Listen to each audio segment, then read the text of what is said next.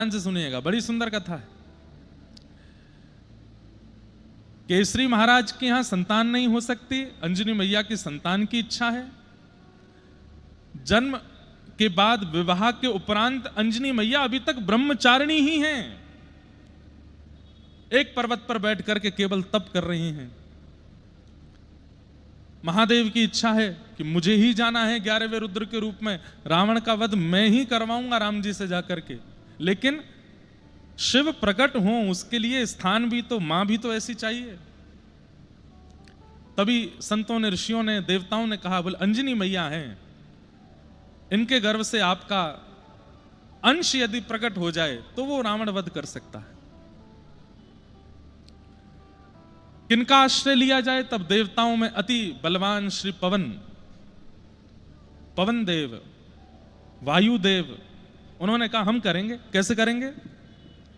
तो प्रभु श्री कृष्ण, प्रभु नारायण जब मोहिनी रूप धारण किए, इतने सुंदर बन गए, इतने सुंदर बन गए, सब देख करके मोहित हो गए। उस मोहिनी रूप को देख करके महादेव के नेत्रों से ऐसे प्रेमाश्रु प्रकट हुए, उन प्रेमाश्रुओं ने ही पृथ्वी पर आकर के अनेक अनेक रत्नों का रूप धारण कर लिया, स्वर्ण का, चांदी का रूप धारण कर लिया।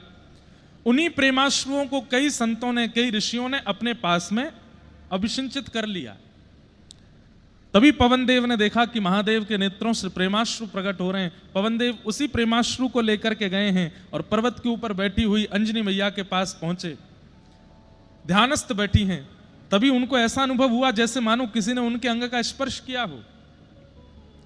तुरंत अंजनी मैया के नेत्र खुल गए। कौन है? कौन मेरा स्पर्श कर रहा है? मैं ब्रह्मचारिणी हूं, किसकी इतनी हिम्मत हुई जो मेरा स्पर्श करे? तुरंत पवन देव बोले, मैया मैं हूं, आप बिल्कुल चिंतित मत होइए। आपने मेरा स्पर्श कैसे किया? मैं पवित्र नारी हूं, आपने मेरा स्पर्श किया कैसे? पवन देव बोले, मैया मैं पवन देव हूं, चींटी से लेके हाथी तक सबके स्पर्श करने का अधिकार है मेरा, मैं सबको स्पर्श कर सकता हूं, मुझसे ज्यादा पवित्र कोई है नहीं। इसलिए आप बिल्कुल चिंतित मत होइए कि मेरे स्पर्श से कहीं कोई अपवित्र भाव ना आया हो। मेरा अधिकार है आपको स्पर्श करने का। क्यों आए हैं आप?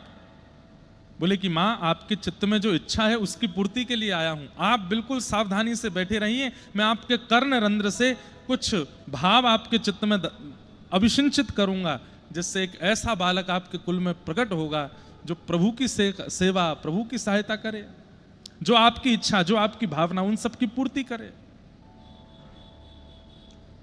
और अंजनी मैया ध्यानस्थ बैठी हैं और तभी कर्ण रंध्र से वह प्रेमाश्रु महादेव का गर्भ में विराजमान हुआ और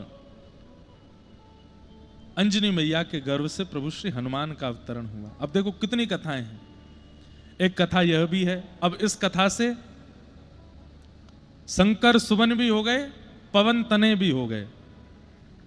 पवन के द्वारा प्रयास करने पर प्रकट हो रहे हैं, शंकर जी के प्रेमाश्रु से हो रहे हैं, तो दोनों भाव हो गए। और वो प्रसिद्ध कथा सबने सुनी है कि कैकेयी जी का जो खीरांग था उसको एक चील लेकर के उड़ी और जाकर के वहां अंजनी मैया की गोद में छोड़ दिया। उसको पाकर के श्री हनुमान जी महाराज का प्रादुर्भाव हुआ। तो उस भाव से वो केसरी नंदन भी हैं। केसरी नंदन इसलिए भी हैं क्योंकि अंजनी जी के, हनुमान जी के पिता तो केसरी भगवान ही हैं। तो केसरी नंदन भी हैं, शंकर सुवन भी हैं, पवन तनय भी हैं, तीनों के पुत्र हैं श्री हनुमान जी महाराज। ऐसे श्री हनुमान जी का फिर प्रादुर्भाव हुआ।